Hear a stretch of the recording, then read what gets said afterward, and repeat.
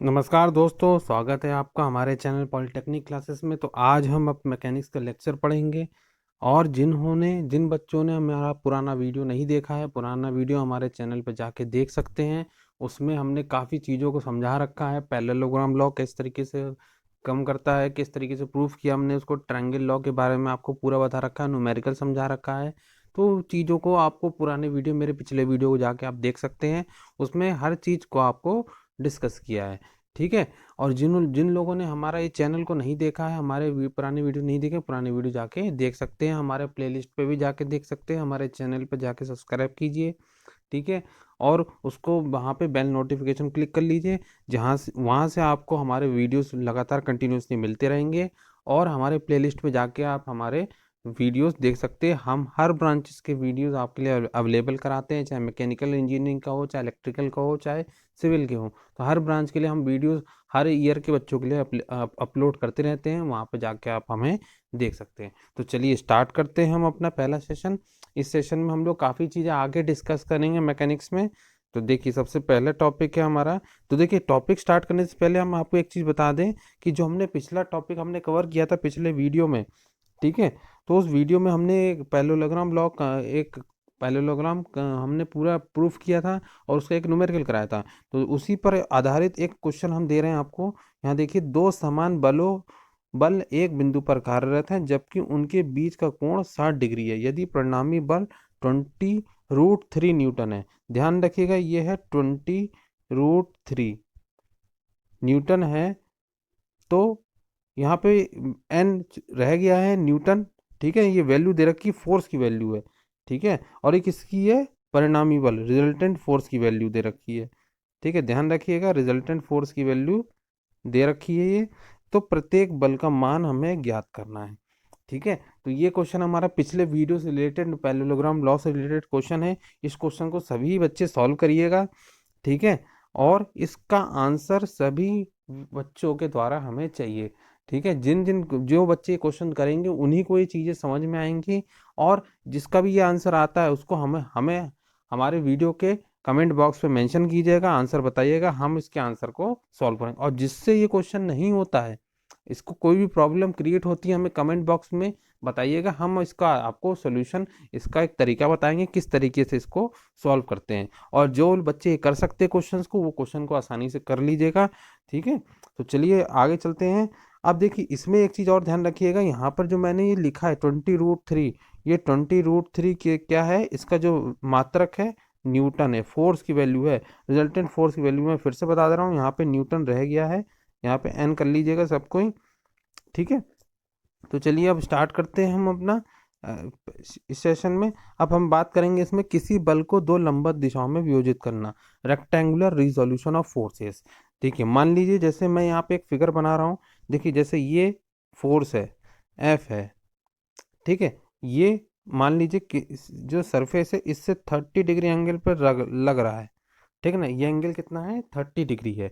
तो जब 30 degree angle है, तो इसका रेक्टेंगुलर रिजोल्यूशन क्या होता है? जब हम इसे एक्स एक्सिस पे, इस फोर्स एफ को जब हम एक्स एक्सिस पे और वाई एक्सिस पे रिजॉल्व करते हैं, अलग अलग भाग, दोनों कंपोनेंट में, दोनों दिशाओं में जब हम लोग किसी कंपोनेंट को या किसी फोर्स को बांटते हैं, तो वही कहलाता है रेक्टेंगुलर रिजोल्यूशन। जैसे हम इसकी बात करें, ये फोर्स हमारा लग रहा है 30 डिग्री एंगल पे, तो यहाँ पर भी एक रिजोल्यूशन बनेगा फोर्स का, और यहाँ पर भी वाई एक्सिस पे भी एक रिजोल्यूशन बनेगा।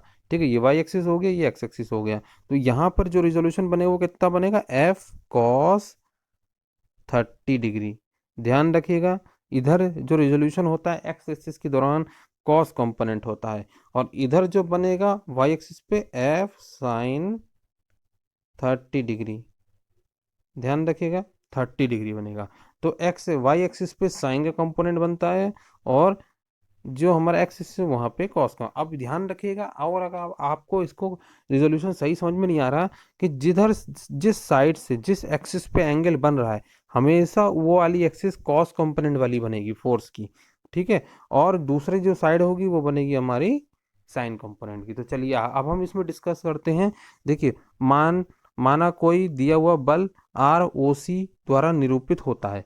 ठीक है, हमने मान लिया कोई बल है। यहाँ पर देखिए, इस फिगर में आप समझिए, यहाँ पे O पॉइंट से एक बल हम ओ सी बना रखे हैं जो कि रिजल्टेंट R द्वारा बताया जा रहा है।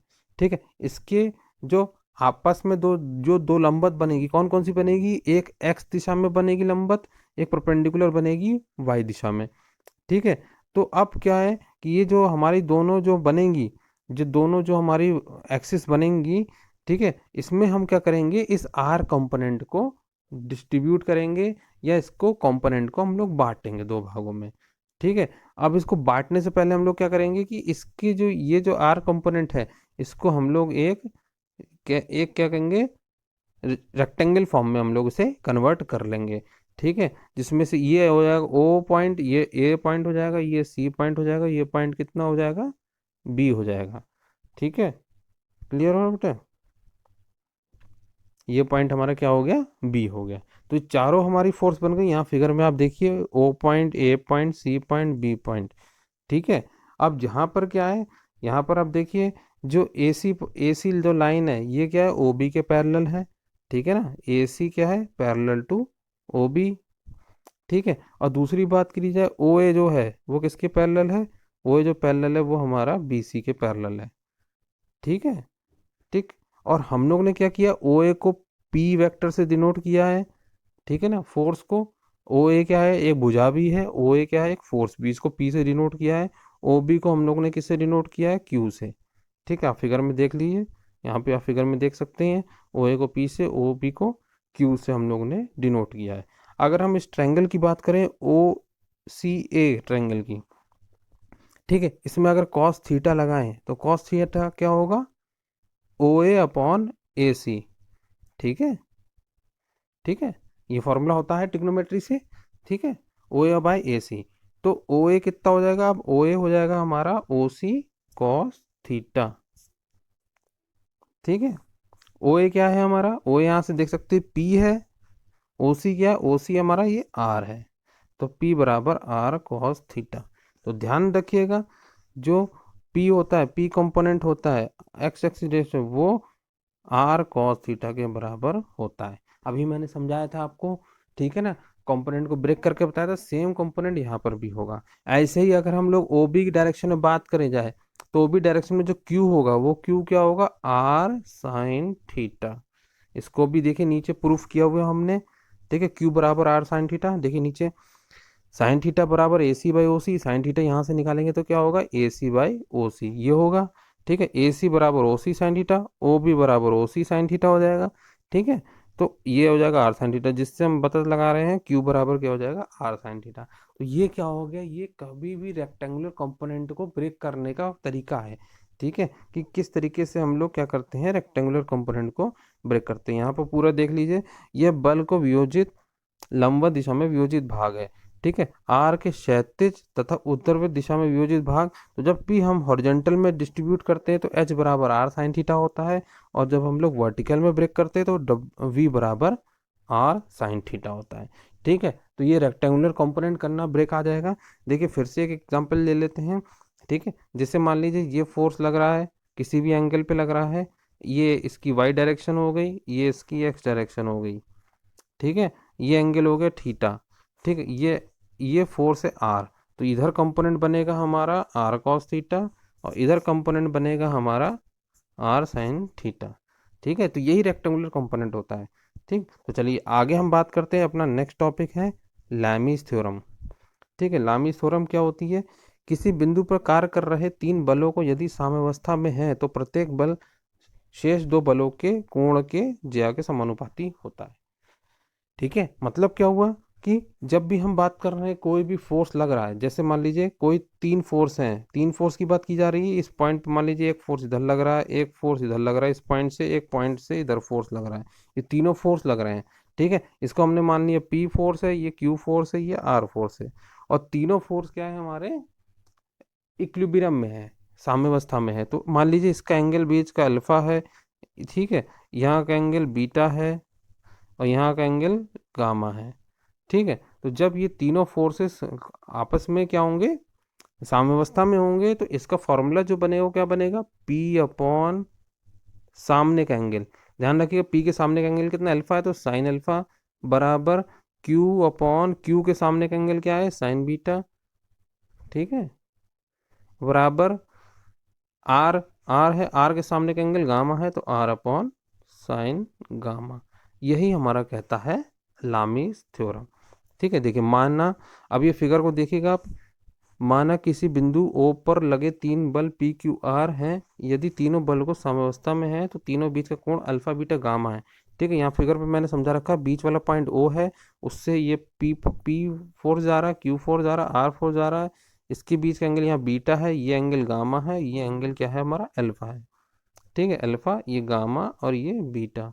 ठीक, तो तीनों एंगल जब होंगे तो फॉर्मूला ये बनेगा, पी अपॉन साइन अल्फा बराबर Q upon sine beta is equal to R upon sine gamma. ठीक है, तो यही होता है हमारा लैमिस। और अब इसके बारे में और थोड़ा सा डिटेल में पढ़ते हैं हम लोग। ठीक है, तो चलिए देखिए आगे हम बात, इसका एक न्यूमेरिकल हमने सॉल्व किया हुआ है, इस न्यूमेरिकल को आप समझिएगा। यहाँ लिखा है हमने 20 किलोग्राम या 200 न्यूटन, 20 किलोग्राम या 200 न्यूटन का भार दो रस्सियों ए बी और बी सी द्वारा चित्र के अनुसार स्थिति में लटका हुआ है। तो यहाँ पर हमने बात की, ये देखिए यहाँ पे ये पॉइंट है, इस पॉइंट से हमारा ये भार जो है 200 न्यूटन का लटका हुआ है, और किससे लगा, दो रस्सियों द्वारा, ये ए बी रस्सी है, ये हमारी क्या है, बी सी रस्सी, इन दोनों के द्वारा लटका हुआ। और जो ए बी रस्सी वो वॉल से, दीवार से अटैच है, ऊपर वाली रूफ से, जो कि से हमारी अटैच है। अब दोनों रस्सियों में तनाव ज्ञात करना, मीन्स इस रस्सी में भी टेंशन डेवलप हो रहा है, तनाव इस रस्सी में भी टेंशन डेवलप हो रहा है, तनाव। ठीक है, दोनों का फोर्स है, इनको वैल्यू को निकालना है। ठीक है, अब देखिए हम लोग इसको फिगर को बना लेते हैं। यहाँ पे एक फोर्स, टेंशन फोर्स इधर लग रहा है, एक टेंशन फोर्स इधर लग रहा है, और नीचे तो 200 न्यूटन का लग ही रहा है। ठीक है, यहाँ पर फिगर से देखिए, फिगर से यहाँ के बीच के जो सेंटर से एंगल है वो कितना है, 30 डिग्री है। ठीक है, तो जब ये 30 डिग्री होगा तो ये कितना हो जाएगा, 180 माइनस 30 मीन्स 150 डिग्री। ध्यान रखिएगा, ये एंगल कितना हो गया, 150 डिग्री। ये एंगल हमें 45 दे रखा है क्वेश्चन में। जब ये एंगल 45 है तो ये एंगल कितना हो जाएगा, 180 माइनस 45 डिग्री। ठीक है, 180 माइनस कितना हो जाएगा, 45 डिग्री हो जाएगा। ठीक है, तो ये सब चीज़ आप ध्यान रखें, फिगर को मैंने समझा दिया। ठीक, यहाँ पर भी वही दिखा रखा है, ये देखिए, ये एंगल 30 डिग्री, ये एंगल 45 डिग्री है, तो ये 180 माइनस 30, ये 180 माइनस 45 डिग्री हो जाएगा। ठीक है, तो अब देखिए, अब हम लोग इसमें क्या करेंगे, लैमिस थ्योरम अप्लाई करेंगे। ठीक है, T1 के सामने का angle T1 upon sine 180 minus 30 degree, ठीक, बराबर T2 के सामने का एंगल क्या है, 180 माइनस क्या है, 180 माइनस 45 डिग्री हो गया, बराबर 200 न्यूटन, 200 न्यूटन के सामने का एंगल कितना हो गया, 75 डिग्री। देखिए ध्यान से देखिएगा, 75 डिग्री है, साइन 75 डिग्री। ठीक है, ये चीज़ क्लियर होगी। देखिए यहाँ पे हम लोगों ने लिखा हुआ है T1 अपॉन वो sine 180 minus 30 degree, T2 upon 180 minus 45 degree, और 200 अपॉन 75 डिग्री। ठीक, अब इसको सॉल्व करेंगे। अब इसको इसके साथ सॉल्व कर देंगे, इन दोनों को लेके, और उसके बाद फिर क्या करेंगे, T2 को लेके इसके साथ सॉल्व कर लेंगे। ठीक, तो यहाँ से देखिए T1 को सॉल्व कर लिए, 200 sine 30 degree upon sine 75 degree. ठीक, इसको सॉल्व कर लेंगे, 103.5 न्यूटन आ जाएगा। और सेम इसी तरीके से BC में टेंशन बात करेंगे तो T2 आ जाएगा 200 sine 40 degree upon sine 75 degree, इसको सॉल्व कर लेंगे 146.5 आ जाएगा। इसको आप सॉल्व कर लीजिएगा, क्वेश्चन को, न्यूमेरिकल को पूरी अच्छे तरीके से सॉल्व करिएगा, तभी ये चीज़ क्लियर होगी कि हमारा आंसर आ कैसे रहा है। ठीक है, इसको मैंने पूरा अच्छे से समझा दिया है। ठीक है, इसमें लामीस थ्योरम अप्लाई की, T1 अपॉन सामने का एंगल, T2 अपॉन सामने का एंगल, 200 न्यूटन है उसके सामने का एंगल, तीनों को हम लोग इस इक्वेशन लामीस थ्योरम के फॉर्म में लिख लेंगे। और 200 अपॉन इसको एक बार इसके बराबर रखेंगे, उसके बाद 200 अपॉन साइन 75 डिग्री को इसके बराबर रखेंगे, और दोनों को रख के दोनों को सॉल्व कर लेंगे, वैल्यूज पुट कर देंगे, साइन की वैल्यू, साइन 30 की वैल्यू पुट लगा देंगे, साइन 45 की वैल्यू लगा देंगे, और उसके बाद हमारा आंसर आ जाएगा। ठीक है, तो ये न्यूमेरिकल भी हमारा क्लियर होता है। इस न्यूमेरिकल को आप अच्छे से सॉल्व कर लीजिएगा कॉपी में, तभी ये चीज़ें समझ में आएंगी। ठीक है, आगे हम बात कर रहे हैं, नेक्स्ट टॉपिक है हमारा law of polygon of forces. ठीक है, law of polygon of forces क्या होता है, यदि किसी बिंदु पर कार्यरत कुछ बलों का परिमाण और दिशा में किसी एक बंद बहुभुज कि क्रमानुसार ली गई भुजाओं द्वारा बताया जाता तो सभी बल साम्यावस्था में होंगे। ठीक है, क्या कहना चाह रहा है इसमें? मान लो कि हमारे पास किसी बिंदु पर कुछ बल कार्य कर रहे हैं। ठीक है, फिगर से समझिएगा, फिगर आप फिगर के थ्रू समझिए। यहाँ पर देखिए ओ पॉइंट है बीच में, इस ओ पॉइंट से कुछ बल कार्य कर रहे हैं। नीचे पी है, नीचे क्यू है, इधर आर है, इधर एस है, इधर टी है। तो ये कुछ बल हमारे, जैसे हमने मान लिया 5 बल हमारे क्या है, ओ पॉइंट पर एक्ट कर रहे हैं, और तीनों हमारे बाहर की ओर लग रहे हैं। ठीक, और तीनों बलों की जो परिमाण और दिशा क्या है वो अलग अलग है। ठीक है, या मान के चलिएगा पी जो फोर्स लग रहा है उसकी परिमाण अलग है, इसकी दिशा नीचे की ओर है। क्यू जो फोर्स लग रहा है इसकी परिमाण अलग है, इसकी दिशा इधर की ओर है। आर जो फोर्स लग रहा है उसका परिमाण क्या है, आर है, और आर इस दिशा में हमारा लग रहा है, एस इस दिशा में लग रहा है, टी, सबका परिमाण हमारा अलग है। ठीक है, अब इसको हम लोग क्रमानुसार इंक्रीजिंग ऑर्डर में या सीरियल वाइज हम लोग क्या कर रहे हैं, इसको भुजाओं के रूप में बता रहे हैं। जैसे पी को हम लोग ए बी के फॉर्म में बता रहे हैं, क्यू को बी सी, आर को सी डी, एस को डी ई, टी को ई ए भुजा के बारे में हम लोग बता रहे हैं। ठीक है, ये समझ में आ गया? इसीलिए लिखा बिंदु ओ पर बल पी क्यू आर लगे हुए हैं जिन्हें परिमाण दिशा में एक भुज ए बी सी डी को क्रमानुसार भुजा में, और इसको हम लोग एक क्या बना रहे हैं, बहुभुज पॉलीगन के फॉर्म में हम लोग क्या कर रहे हैं, इसे बना रहे हैं। ठीक है, तो जब इसे पॉलीगन की फॉर्म में बनाएंगे तो किस तरीके से बनेगा, क्रमानुसार है। तो पहला है पी को ए बी माना है तो ए ऐसे बनेगा क्योंकि इसकी दिशा ऐसी है। उसके बाद क्यू की बात कर रहे हैं, क्यू हमारा इस दिशा में है तो इस दिशा में ऐसे लग रही है। आर हमारा ऊपर क्यों लग रहा है तो आर हमारी ऐसे बन गई, क्रमानुसार बना रहे हैं। एस को एस तो ऐसे ऐसे, टी हमारा इस तरीके से। तो ये एक हमारा क्या हो गया, क्लोज पॉलीगन हमारा बहुभुज जो है हमारा वो हमारा बन गया है। ठीक है, तो ए और बी का जो वेक्टर होगा वो क्या होगा, ये वाला।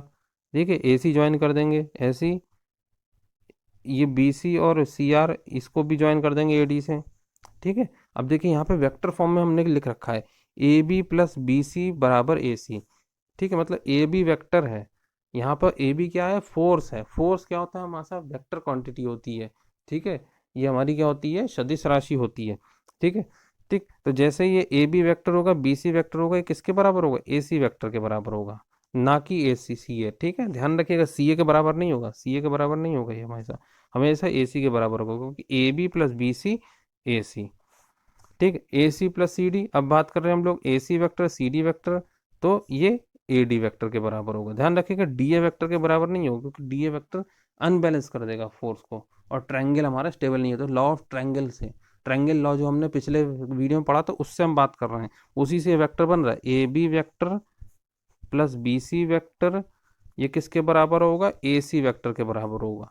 ठीक है, कभी मत लिखिएगा बराबर सी ए वैक्टर, सी ए वैक्टर नहीं होगा, क्योंकि अगर ये तीनों एक ही डायरेक्शन में हो जाएंगे तो फोर्स को अनबैलेंस कर देंगे और ट्रायंगल लॉ हमारा एप्लीकेबल नहीं होगा। इसीलिए हम लोग A B B C A सी ऐसे लिखते हैं हम लोग।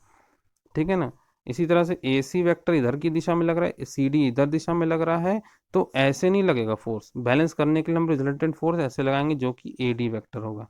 ठीक है, इसलिए A B plus B C बराबर A C vector, A C plus C D बराबर डी ए वैक्टर, और A D plus D E बराबर ए ई वैक्टर होगा। ये भी ध्यान रखिएगा। ठीक है, क्लियर? अब हम तीनों जो इक्वेशन है, तीनों इक्वेशन को ऐड कर दिया हमने, A B vector plus B C vector plus A C vector हो गया, प्लस सी डी वैक्टर हो गया, plus D E vector plus A C vector plus A D, तीनों इक्वेशन को ऐड कर दिया। तीनों इक्वेशन को ऐड करने के बाद तीनों इधर भी ऐड हो जाएंगे, A C vector plus A D plus A E. ठीक है, क्लियर हो गया? अब यहाँ से क्या होगा, ए सी ए डी कैंसिल आउट हो जाएंगे, बचेगा हमारे पास ए ई वैक्टर, और इधर से ये चारों बचेंगे। ठीक है, देखिए A B plus B C plus C D plus D E vector बराबर ए ई को बराबर हम लोग लिख सकते हैं माइनस ई ए। ध्यान रखिएगा, मान लीजिए ए बी वैक्टर है, इसको हमें बी ए वैक्टर लिखना है, तो हमने डायरेक्शन क्या कर दी, रिवर्स कर दी है, क्योंकि ए से बी जा रहे था, बी से ए जा रहा, डायरेक्शन रिवर्स मीन्स यहाँ पे माइनस साइन लगेगा। हमेशा ए बी वैक्टर बराबर माइनस बी ए वैक्टर होता है। ठीक है, और ना कि हम लोग कभी अगर ऐसे लिख दे ए बी वैक्टर बराबर बी ए वैक्टर, अगर कहीं ऐसा लिखा हुआ तो ये हमेशा गलत होता है। ठीक है ना, क्योंकि जब भी किसी भी लाइन को हम लोग वेक्टर फॉर्म में डिनोट कर रहे हैं तो उसके लिए मैग्नीट्यूड और डायरेक्शन, परिमाण और दिशा दोनों हमारी सेम होती है। ठीक है, तो यहाँ से देखिए A B vector plus B C plus C D plus D E plus E A, क्योंकि माइनस ई ए था तो इधर जाएगा तो हमारा प्लस ई ए हमारा हो जाएगा। ठीक है, क्लियर हो रहा है? ठीक, तो चलिए आगे, तो इसका मतलब क्या हो गया, A B plus B C vector plus C D plus D E plus E A बराबर 0। इसका क्या मतलब हो गया, यदि हम लोगों ने क्या लिया था, ए बी वेक्टर हो गया, बी सी वेक्टर हो गया, सी डी वेक्टर हो गया, डी ई वेक्टर हो गया और ई ए वेक्टर हो गया, तो मतलब क्या हो गया, हम लोग ने इसको क्रमानुसार लिया था भुजाओं को, फोर्सेस को, और तीन जो सारे फोर्सेस है उनका रिजल्टेंट कितना आ रहा है, 0 आ रहा है। मीन्स उनका जो परिमाण है, जो मैग्नीट्यूड आ रहा है, वो क्या आ रहा है हमारा, 0 आ रहा है। इसका मतलब क्या है कि ये जो सारे फोर्सेस जो हम लोग ने सीरियल वाइज लिए थे, सारे फोर्सेस का जो परिमाण है वो शून्य है। इसका मतलब क्या है कि ये सारे फोर्सेस क्या हैं, इक्विलिब्रियम में हैं। ठीक, इसीलिए बल बहुभुज का नियम जो है, जो law of polygon of forces है, इसका जो लॉ है वो हमारा सही है। ठीक है ना, जब भी हम लोग किसी भी फोर्सेस को एक क्लोज फिगर की फॉर्म में बनाएं, तो उसका अगर परिमाण 0 आता है, इसका मतलब क्या है, वो जो फोर्स या वो भी जो भी हमारा बना है पॉलीगन या रेक्टेंगल बना है, जो भी हमारा बॉडी बनी है, वो अगर 0 आती है उसका वैल्यू, उसका मतलब क्या है, वो हमारा फिगर या पॉलीगन या रेक्टेंगल क्या है, वो हमारा क्या है, स्टेबल है। ठीक है, मैं ये 0 का मतलब क्या है, उसका परिमाण 0 है, वो फिगर हमारा बन सकता है। यही कहता है हमारा बलभुज का नियम। ठीक है बच्चों, तो इस वीडियो से रिलेटेड अगर आप कोई भी टॉपिक समझ में नहीं आया हो, चाहे law of polygon of forces हैं की बात कर रहे हैं हम लोग, या हम बात कर रहे हैं लामी थ्योरम, जो कि बहुत इंपॉर्टेंट टॉपिक है लामी थ्योरम, इससे रिलेटेड बहुत क्वेश्चन पूछे जाते हैं एग्जाम में और बहुत चीज़ें पूछी जाती हैं। अगर इससे भी रिलेटेड कोई भी दिक्कत होती है तो हमें कमेंट बॉक्स में मेंशन कीजिएगा, बताइएगा कि क्या होता है। और इससे कंपोनेंट, ये बहुत ही बेसिक चीज़ है, इसको बारे में आपको पता होना चाहिए, रेक्टेंगुलर रिजोल्यूशन किस तरीके से करते हैं। अगर रेक्टेंगुलर रिजोल्यूशन करना नहीं आएगा तो आप पैरेललोग्राम, चाहे रेक्टेंगुलर लॉ, चाहे ट्रायंगल लॉ यूज़ कर रहे हैं, तो उसका भी क्वेश्चन न्यूमेरिकल आप सॉल्व नहीं कर सकते। तो इससे वीडियो से रिलेटेड अगर आप कोई भी दिक्कत होती है तो हमें कमेंट बॉक्स में मेंशन कीजिएगा। और हाँ, ध्यान रखिएगा, जो मैंने इसमें एक क्वेश्चन आपको दिया है ऊपर, इस क्वेश्चन को सभी लोग सॉल्व करिएगा। ये क्वेश्चन सॉल्व करिएगा, अगर ये सॉल्व करेंगे तभी आपको चीज़ें मैकेनिक्स में क्लियर होंगी। ठीक है, और तभी आप ये आगे आप इसे कर पाएंगे बढ़िया से, क्योंकि आगे इसका एप्लीकेशन बहुत है।